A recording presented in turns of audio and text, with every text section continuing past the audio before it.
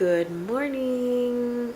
I guess you can say it is legit like 12:01 a.m. and it's the start of the booktubeathon. I am trying my hand at vlogging. We'll see what happens.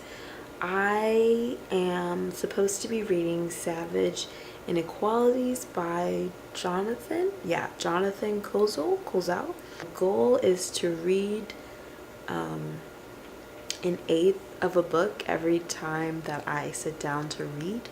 So we'll see what happens. I'm gonna try to read an eighth of Savage Inequalities before I head to bed. So yeah, see you all later. Single guy. All I see is a guy who runs out of bar every night. We need to step it up.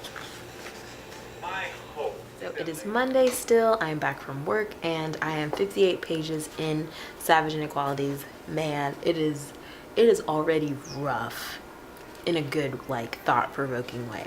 He's been to East St. Louis and he's now focusing on a school in Chicago. And once I finish reading this book, I am going to do some research to see if the schools in the areas that he's mentioned, to see if they've improved at all. I hope so.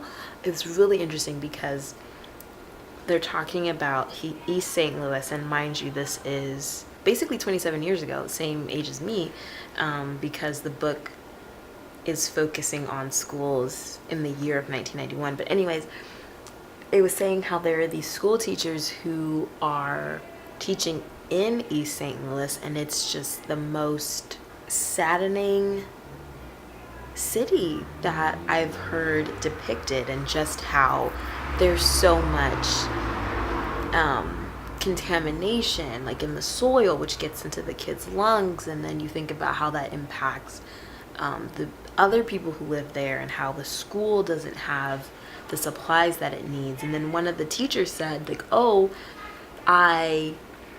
we don't live in East St. Louis, we live in Ferguson. And just knowing what Ferguson is like now, it's like, oh my gosh, like, was Ferguson like that in 1991? And it's just interesting reading about these cities, knowing what I know now. But anyways, the plan is to take, let's say it's done 2, so it's to take 6 half-hour chunks to finish it. And I was totally nerdy and I had to break every book down into 8 bite-sized chunks. And even though I started reading this morning, like at 12 o'clock, I fell asleep. So I read an eighth of the book before I left for work. I read an eighth of the book during my lunch break, and the plan is to read those other 6/8 by the end of today. So that's where I am right now. It is currently 5 something, I think. I don't feel like getting up. I think it's about 5 something, and I have something that I need to prepare for tomorrow, so I'm going to be tinkering with that. As long as I start really reading around like 6:30, 7 o'clock, I should be good to go. I will keep you guys posted. So yeah, that's what I'm gonna do. All right, I'll check you guys later. Bye. Okay, so it is 50 something. Hold on. Yeah, it's 11:54. I did not end up finishing Savage Inequalities, but I just met the 5th checkpoint, I think. Yeah, I took a nap because I was tired, so that took away some reading time. But I keep telling myself that it's a week-long readathon and not just a day-long readathon. And the thing is, even if I don't finish it this week, it doesn't mean that I'm not going to finish it at all. Yeah, so I'm sleepy, so I think I'm gonna head to bed soon. What I think I might do is start another book too. No, I know myself, that's not gonna work. I can't read 2 books. I can't read 2 books at the same time unless they're in completely different forms.